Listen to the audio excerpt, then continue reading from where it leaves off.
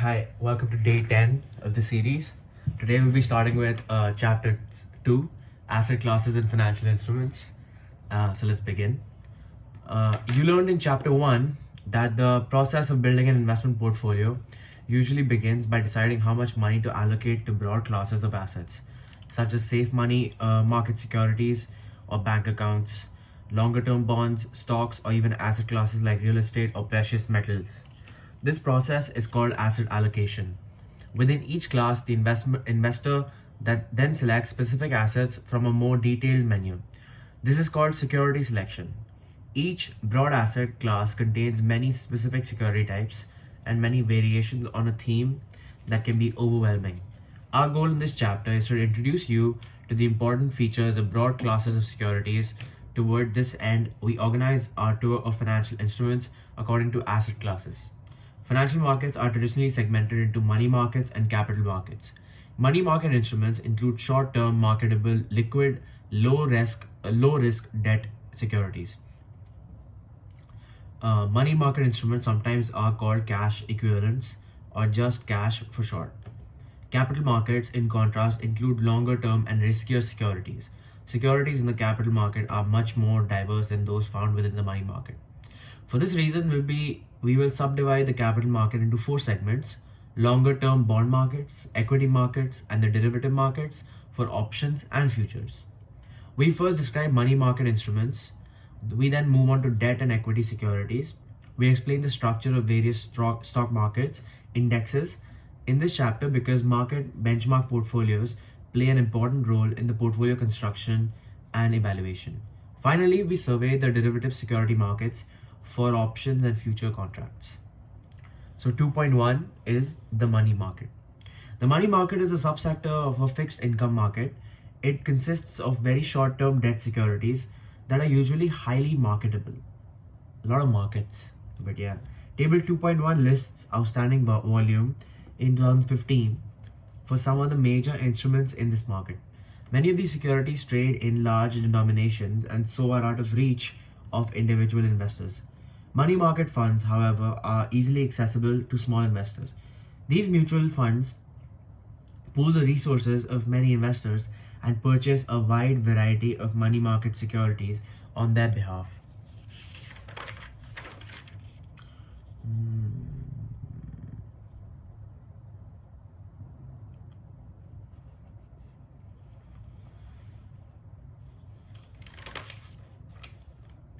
Major components of the money market, table 2.1. Federal funds and repurchase agreements, $3.748 billion. Small denomination time deposits and savings deposit, $3.748 trillion. And for this one, it's 8.9 trillion. Large denomination time deposits, 1.8 trillion. Treasury bills, 1.5 trillion. Commercial paper, 1.1 trillion.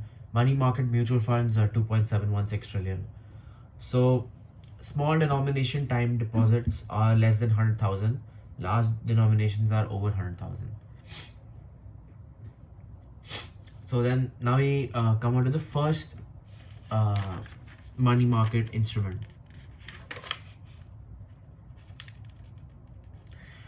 Treasury bills. US Treasury bills, T-bills or just bills for short, are the most marketable of all money market instruments. T-bills represent the simplest form of borrowing. The government raises money by selling bills to the public. Investors buy the bills at a discount from the stated maturity value. At the bill's maturity, the government pays the investor the face value of the bill. The difference between the purchase price and the ultimate maturity value constitutes the investor's earnings. T-bills are issued with initial maturities of 4, 13, 26, or 52 weeks. Individuals can purchase T-bills directly at auction or on the secondary market from a government securities dealer.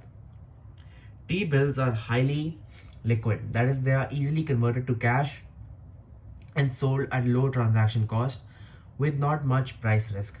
Unlike most other money market instruments, which sell in minimum denominations of $100,000,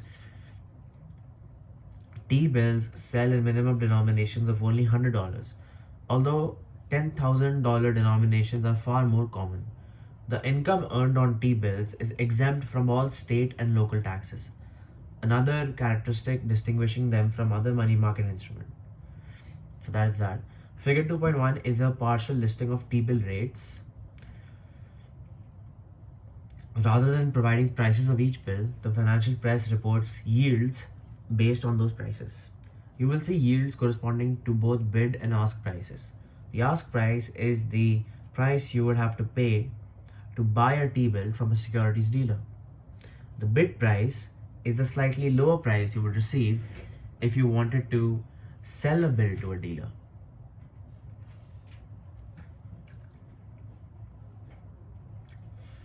The bid-ask spread is the difference in these prices. So the ask price is the price you would have to pay to buy a T-bill from a securities dealer. Okay. And the bid price is a slightly lower price you would receive if you wanted to sell a bill to a dealer. The bid-ask spread is the difference in those prices, which is the dealer's source of profit.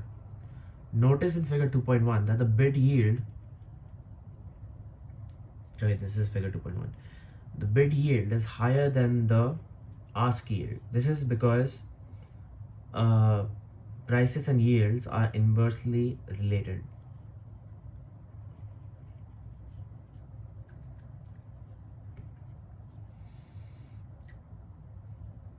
So bid price is lower than the ask price.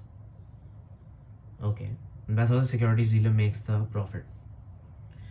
And okay, and the bid yield is higher than the ask yield.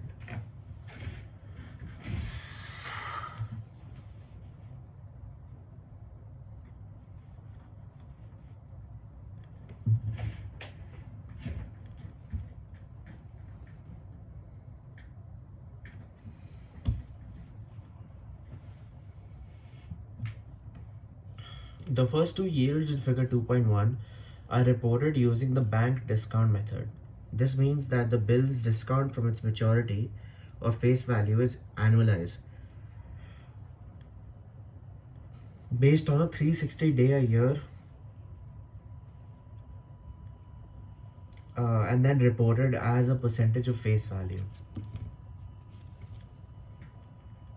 First two yields in figure 2.1 are reported using the bank's discount method. Okay, so let's just read figure 2.1 first. Treasury bill yields. So maturity July 14, 2016. Days to maturity 66. Bid 0.155, asked 0.145. So ask price is the price you would pay. Okay.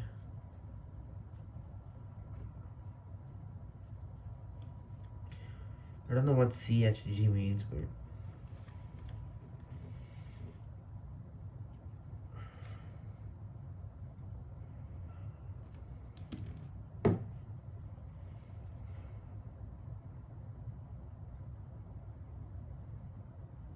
first two yields in figure 2.1 are reported using the bank discount method. This means that the bill's discount from its maturity or face value is annualized based on a 360-day-year period and then reported as a percentage of face value. For example, for the highlighted bill maturing on October 27, 2016, this one, days to maturity are 171 and the yield under column labeled asked given as 0.340%. Okay, this means that a dealer was willing to sell the bill at a discount from face value of 0.340% times 171 by 360, which is 0.1615%. So a bill with $10,000 face value could be purchased for $10,000 into 1 minus 0.001615, which is $9,983.85. Similarly, on the basis of the bid yield of 0.350, a dealer would be willing to purchase the bill for okay. Purchase the bill asked. Okay. Purchase the bill for 10,000 into 1 minus 0.00350 into days to maturity 171 by 360 equals to 9983.375. Okay. Oh wait, one second. So a dealer would be willing to purchase. The bid price is slightly lower price you would receive if you... Okay, so the bid price is basically the price the dealer would pay. Okay, so this is the dealer. This is the dealer. And this is you. So if you were to sell it, this would be, you would get no, if you were to sell it, if you were to sell it like you to the dealer, that would be the bid, and if the dealer was to sell to you, that would be the ask. So the asked yield will be higher than the bid yield, because that's the way the dealer makes the profit. And whatever the percentage is given, we do that as the percentage. So 0.340 will be taken as 0.340%. So add a couple of zeros before that number, and then multiply that with the number of days to maturity. So that, and then you subtract that from 1, and you multiply that with the face value of the bill. So if it's $10,000, $10,000 into 1 minus the discount rate, I guess. So that is that. Okay, fair enough. The bank discount method. So that is the bank discount method. Okay, ठीक है. Okay, yeah, got it. Okay, ठीक है. The bank discount method is this. Okay. So let's just write it down over here actually. Bank discount method.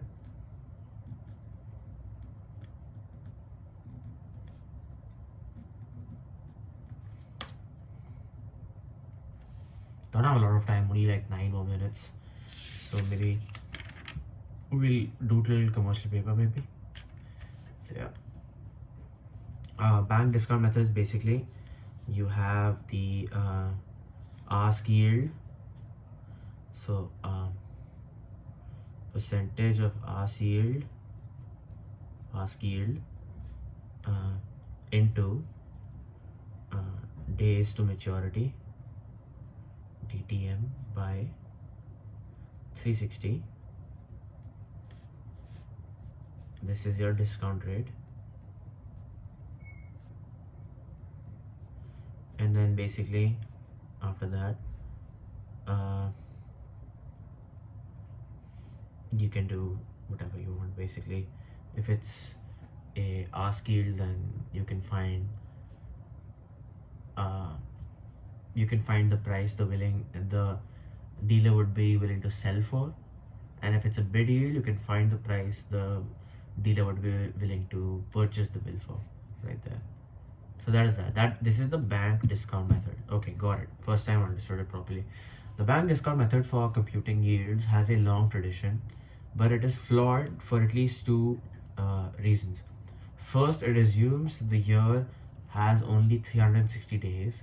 Second, it computes the yield as a fraction of par value rather than the price the investor paid to acquire the bill. An investor who buys the bill for the ask price and holds it till maturity will see her investment grow over 171 days by a multiple of 10,000 by 9983.85. So that is 1.001618 for a gain of 0.1618%. Analyzing this gain using the 365-day results in a yield of 0.001618 0.1618% times 365 by 171 is equal to 0.345%, which is the value reported in the last column, asked yield. Last value is called the treasury bill. Treasury bills bond equivalent yield. Okay, one second. So we're basically correcting the flow of taking 360 days. So we got that. So we got gain of 0.1618%. Analyzing this gain using a 365 day result. So 0.1618 times 365 by 171 equals to 0.345%. Okay.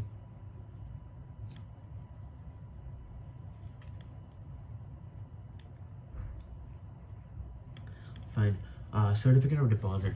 A certificate of deposit or CD is a time deposit with a bank. Time deposits may not be withdrawn on demand. The bank pays interest and principal to the depositor only at the end sorry of the fixed term of the CD. Time deposit with a bank be withdrawn on demand. Okay, they may not be withdrawn on demand. Bank pays interest and principal to the depositor only at the end of the fixed term of the CD. CDs issued in denominations greater than $100,000 are usually negotiable. However, that is, they can be sold to another investor if the owner needs to cash in the certificate before its maturity date. Short-term CDs are highly marketable, although the market significantly thins out for maturities of 3 months or more. CDs are treated as bank deposits by the Federal Deposit Insurance Corporation (FDIC).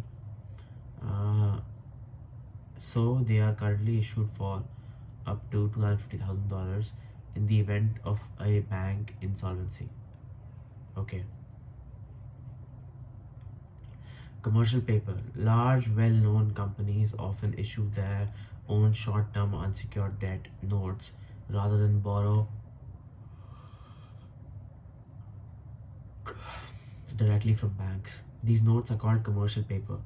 Very often, commercial paper is backed by a bank line of credit, which gives the borrower access to cash that can be used if needed to pay off the paper at maturity. Commercial paper maturities range up to 270 days, but most often commercial paper is issued within a maturity of less than 1 or 2 months. Usually it is issued in multiples of $100,000. Therefore, small investors can invest in commercial paper only indirectly via money market mutual funds. Commercial paper is considered to be a fairly safe asset because a firm's condition presumably can be monitored and predicted over a term as short as 1 month.